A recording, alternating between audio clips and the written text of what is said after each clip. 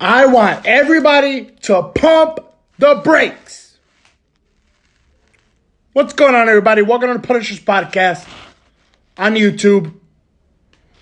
It's Jamie Nazario. I'm not in a good mood today.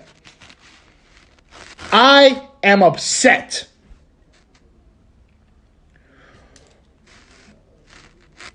I've genuinely gotten used to people arguing with me on Twitter about wrestling. Ladies and gentlemen, I'm a professional wrestling savant. I'm not a proper analyst because I'm not paid yet, for providing my services in professional wrestling, but that's beside the point.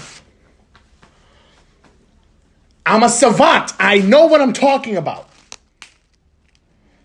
I do my research and I know what I am talking about.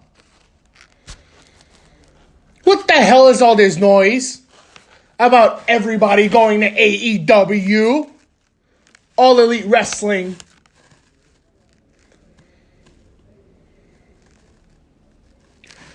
I saw a tweet. I believe it was about a week or two ago, from Maria Kanellis. Now, ladies and gentlemen, don't get me wrong. Maria Kanellis is a fantastic heel. And she does a great job at managing her husband when they're featured on television. Now, like I said, I know I have facts. And I was just looking up notes on Mike Kanellis. Ladies and gentlemen, they were talking about their contracts expiring, apparently.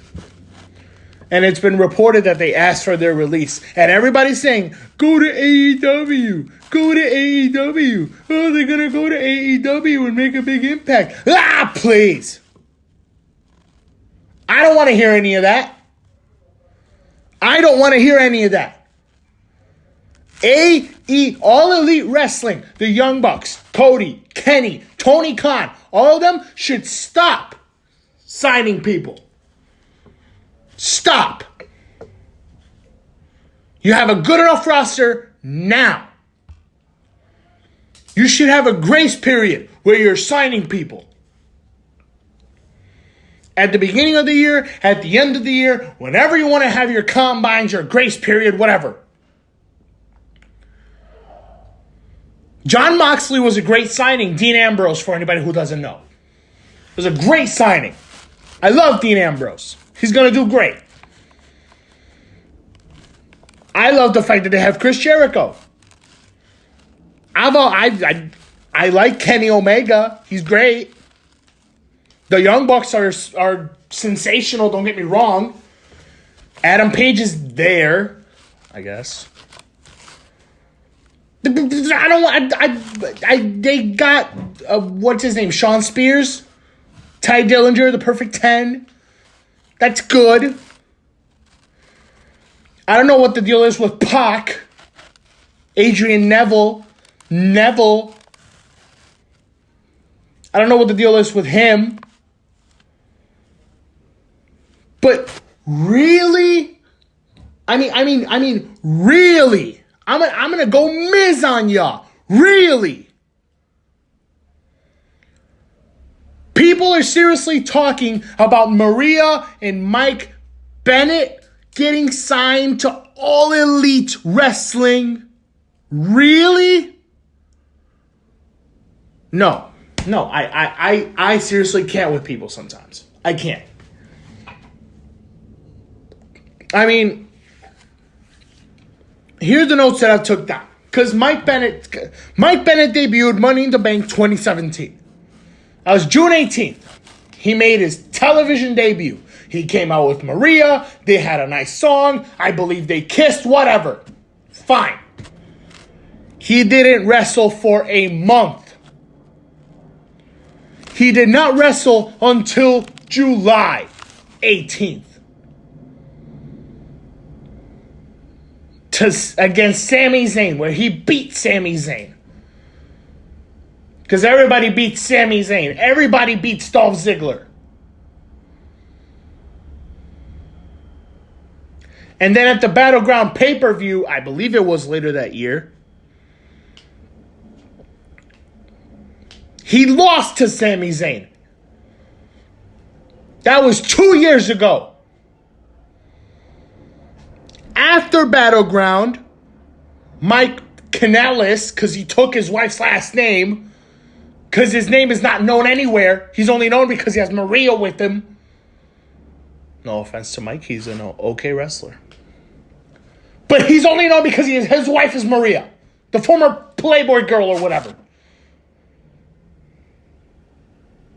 He goes on a hiatus. Apparently, Maria was pregnant. Congratulations on their baby a couple years ago. But it was reported that he was going to rehab.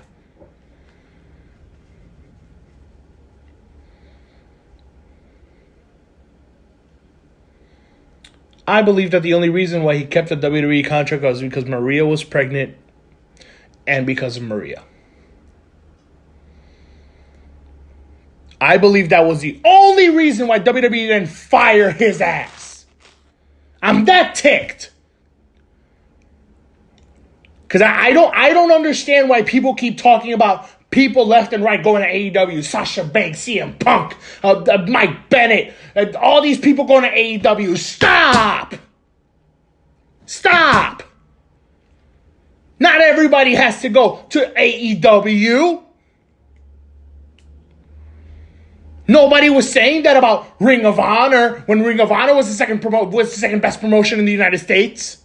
Why is everybody saying it about AEW? Stop!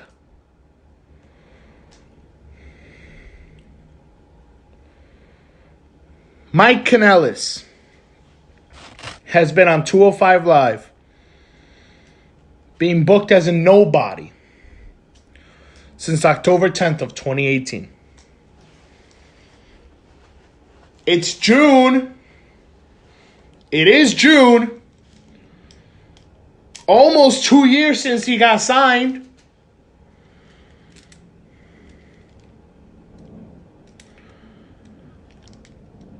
I want to know, what has the Bennett family done in WWE that warrants an extension?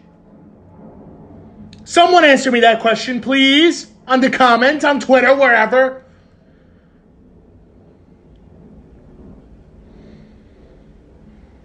What have they done that warrants a contract extension? A new contract. Going somewhere like AEW, which is filled with wrestling. What have they done? Can somebody please answer that for me? Because I don't know. I haven't seen Mike Bennett wrestle. I'm confused about that, ladies and gentlemen. I am very confused.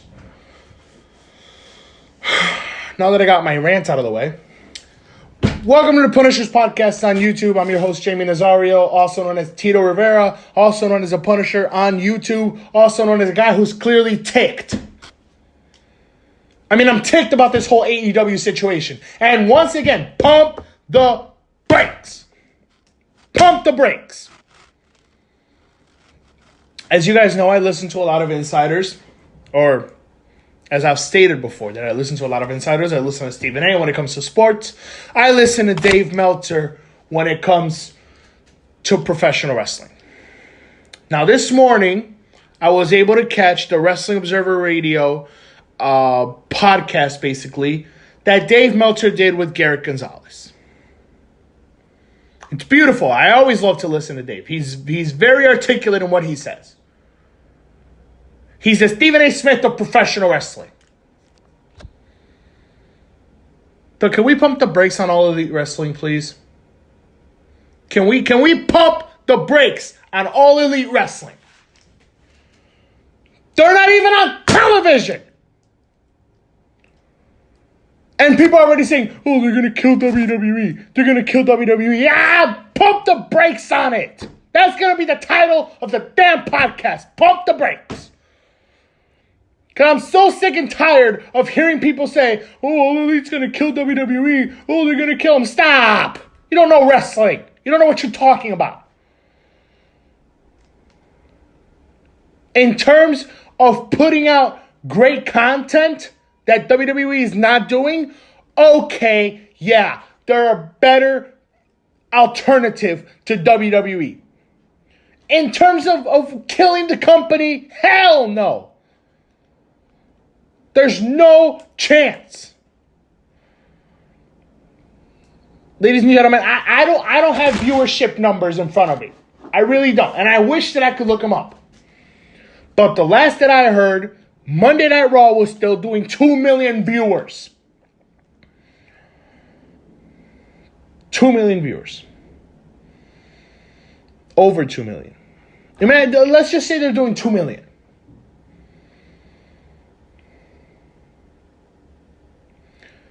Is All Elite Wrestling even doing 200,000? Once they go to TNT, will they do over 500,000?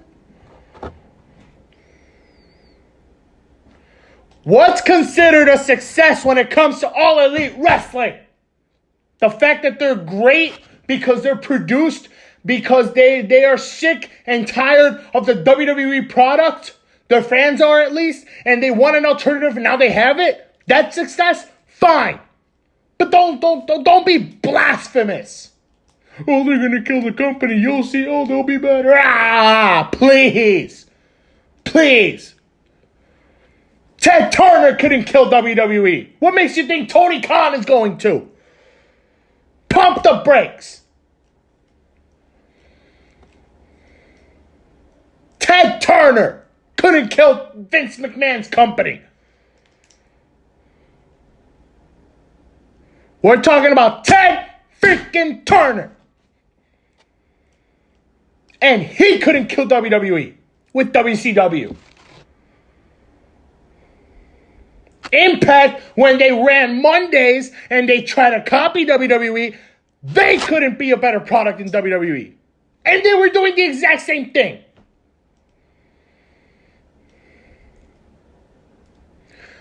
I need everybody to pump the brakes. That's what I need. I need everybody to stop. Listen, I'm not saying that I don't like AEW. I love AEW. I love Double or Nothing.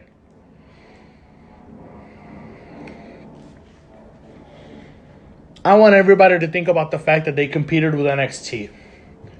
And the quality of matches of NXT were better. I want everybody to think about that. And I don't want you to give me any other answer.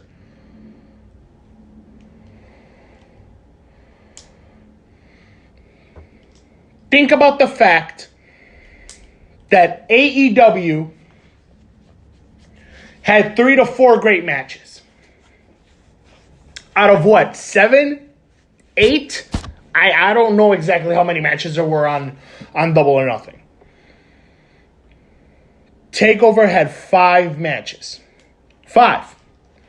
It was Roddy Strong against Matt Riddle. It was the ladder match, the 4-way ladder match, which I have not watched yet. It was the women's match. It was the North American title match. And it was the NXT Championship match. The worst match out of that was Tyler Breeze against Velveteen Dream for the NXT North American title. And that match was great! I loved that match! And you're telling me that All Elite Wrestling is going to kill WWE when they can't compete with NXT? Really? Really?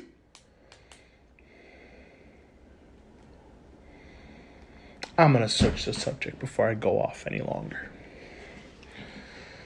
The NBA Finals, ladies and gentlemen. I don't know. Like I said, I'm going to switch the subject because I'm upset at this notion that people are being so ignorant. Ignorant.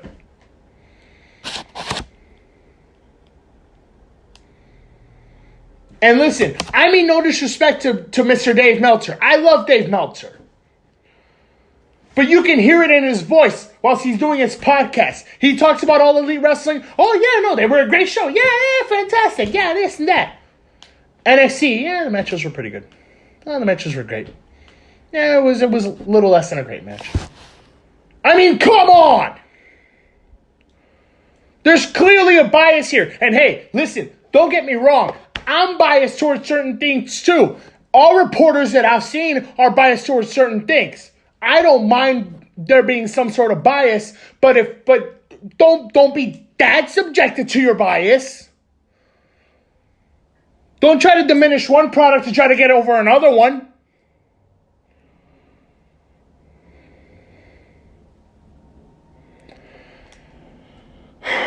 The NBA Finals has started. Kawhi Leonard dropped 23 in Game 1. I'm ready for Game 2 tonight, Sunday, June 2nd, I believe. June 1st, June 2nd. I don't know what today's date is. Game 2 tonight at Scotia Bank. I'm excited about it, and I hope all of you are too. Game 1, Kawhi Leonard dropped 23. Pascal Siakam went off for 32. Marc Gasol. I mean, the man was wide open. He fouled out, but the man was wide open the whole time. I saw there was one play where Marc Gasol turned his body and he was like, damn, I'm this open? I saw that play. He was as wide open as the ocean. And he nailed that three. Marc Gasol had a great game. He dropped 20.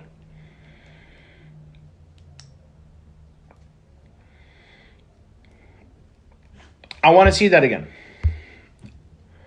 I want to see it again. I want to see the Toronto Raptors go in there against the Golden State Warriors at Scotiabank and blow them out of the country of Canada. Blow them out.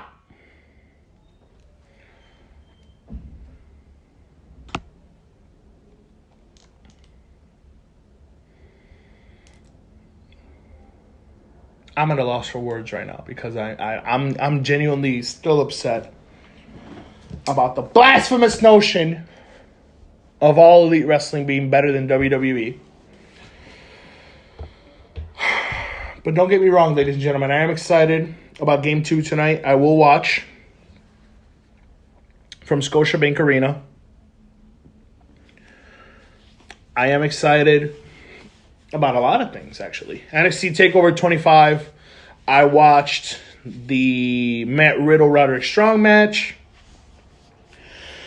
Like I said, my favorite match of the night was definitely Tyler Breeze and Velveteen Dream. Those two guys, I mean, they took their characters and they turned it up to 100. Both of them were sensational last night. And although the wrestling was okay, I mean, their character work is nothing short of great. Tyler Breeze finally looks like a damn superstar. Tyler Breeze. The Tyler Breeze. Prince Pretty. He's back. Where's Fandango?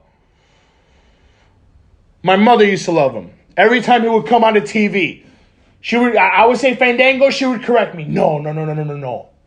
Fandango. My own mother would correct me. Every time. I love my mother, by the way. Shout out to her.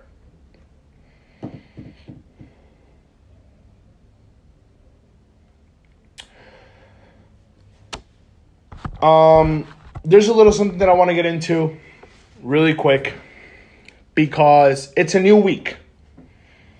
It's a new week that we're entering. It's Sunday. 2 weeks ago, Magic Johnson went on the ESPN show First Take every weekday morning. He went on that show and basically gave his piece. Magic Johnson talked about why he left the Los Angeles Lakers, why he stepped down as the president of basketball operations. He talked about Rob Pelinka. He talked about Jeannie Buss. He talked about how they were bringing people in to try to talk with him about his decisions because he was president of basketball operations. About how he couldn't get the job done. He couldn't fire Luke Walton. He had to inherit staff. and how basically he wasn't allowed to make the decisions that he wanted to make.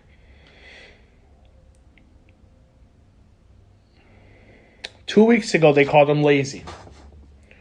Because Magic Johnson, obviously, he's Magic, runs a few businesses, runs a few corporations of his own, has something with the LA Dodgers. I know nothing of that because I genuinely don't know that much baseball. And he's got some other corporations, awesome for him. And I love Magic Johnson, by the way. He seems like a great guy. They were calling him lazy because he took a full-time job and he wasn't there full-time.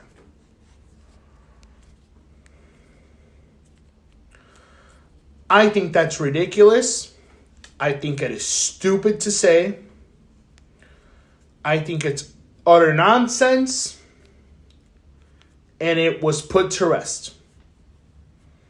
Because people said, well, you know what? He has all these other things. And he was being president of basketball operations. So fine, he's not lazy. And then they were talking about, well, it's Irvin and then there's Magic. There's two personalities. Really? Really? So you mean to tell me that he was supposed to smile whilst they were losing? He was supposed to be happy and content with the fact that the Los Angeles Lakers were not doing well? Really? That's stupid. That's ridiculous. It makes no sense whatsoever. Consider Magic the 5-time NBA world champion that he is. Do you think that man is content with losing?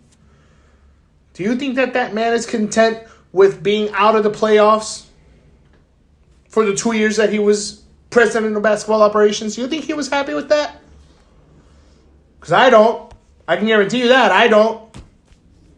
I think he was utterly ticked, for lack of a better word. I don't think Magic Johnson was happy with the fact that the Lakers were not making the playoffs, even after bringing in LeBron James. But that's fine. Because now I'm wondering what they're going to call him this week. That's what I'm wondering. What's going to be the narrative against Magic Johnson this week?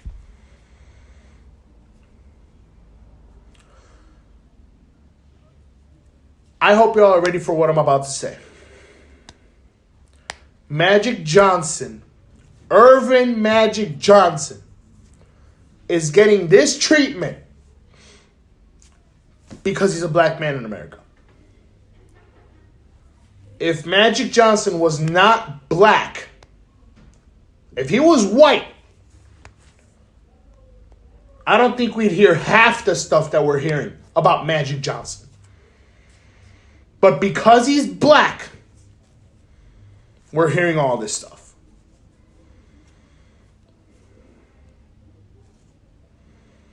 I think that fact alone is utterly disrespectful to Magic Johnson.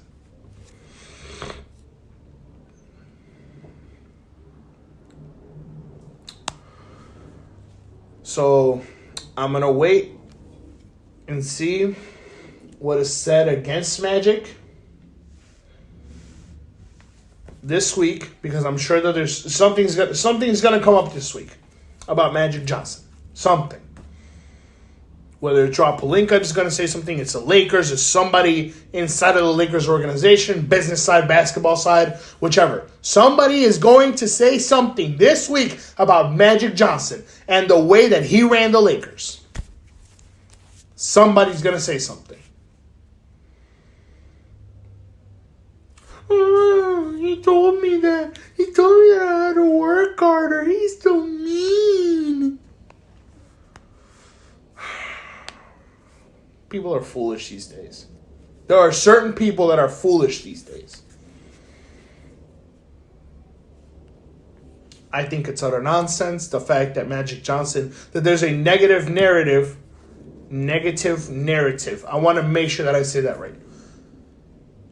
Against the man whose sole purpose on a team was to help them prosper, to help them win, to help them try to contend for a championship, and he tried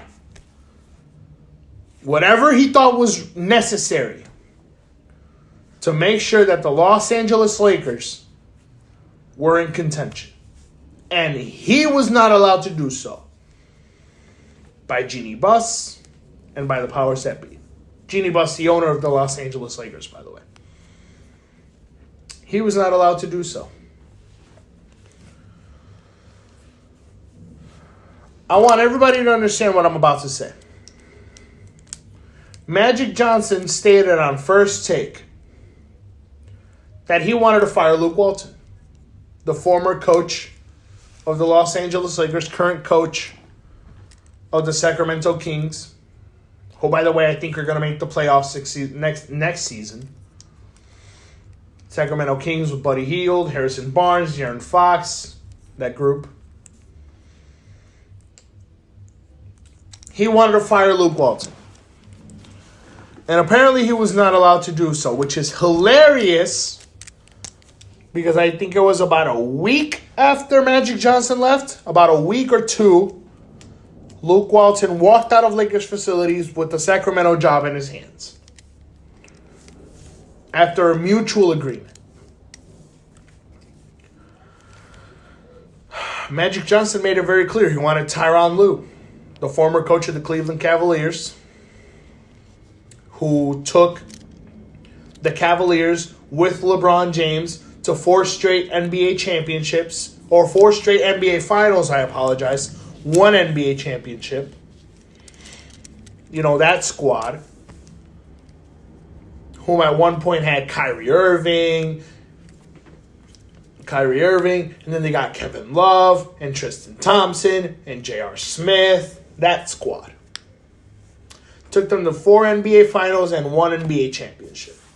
He's a champion, ladies and gentlemen. You can't take that away from him. He's a champion.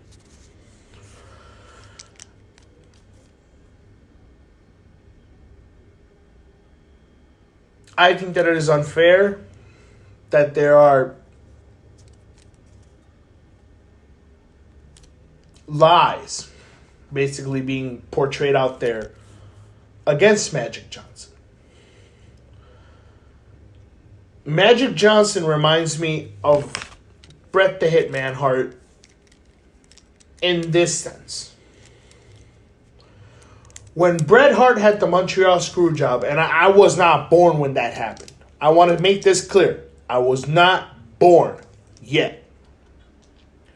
But I have seen Wrestling with Shadows. I have heard every single piece of podcast that was done about it. I heard the podcast between Dave Meltzer and Chris Jericho about the Montreal Screwjob multiple times. I've listened to interviews with Bret.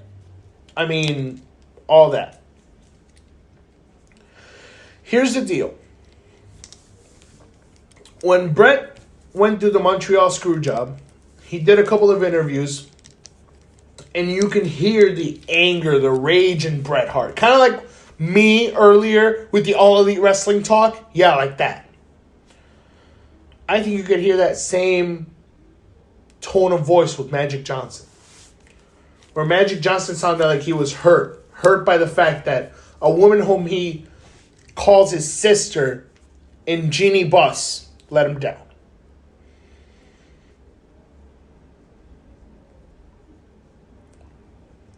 You can hear that upset tone of voice with Magic Johnson when he's talking about the Lakers and Rob Pelinka backstabbed them and Kurt Rambis and Linda Rambis and the president of business operations for the Lakers, whose name I can't, Tim something or Tom something. I can't exactly remember his name right now. He felt betrayed. I don't blame him.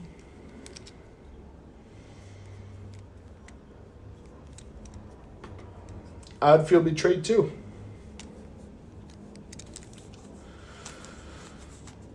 Nevertheless, ladies and gentlemen, I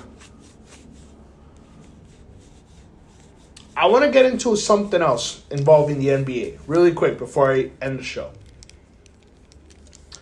I heard that Doc Rivers, the coach of the Los Angeles Clippers, was fined, I believe, $50,000 for talking about Kawhi Leonard, the current forward for the Toronto Raptors, who, by the way, is doing a magnificent job on one leg. I want to state that. Apparently, he was fined $50,000 for tampering.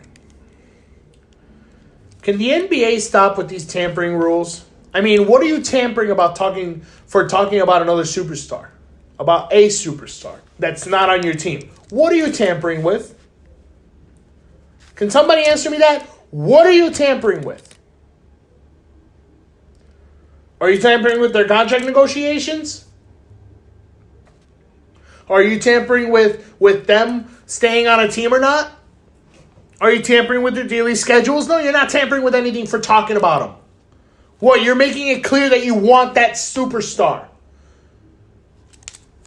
Then you should start sending out fines to everybody on the New York Knicks.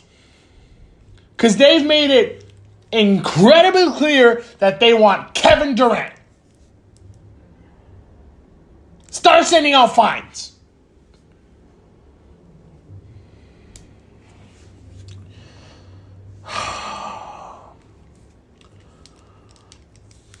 Nevertheless, I think that's ridiculous. The fact that the NBA has these tampering rules that forbid employees of teams, coaches, staff members, etc., to talk about other teams' players. In terms of free agency, I mean, he's going to be a free agent, and the Los Angeles Clippers are one of the two viable teams to get Kawhi Leonard. It's the Clippers, it's the Raptors. Those are the only two teams that are viable to get Kawhi Leonard. The only two teams.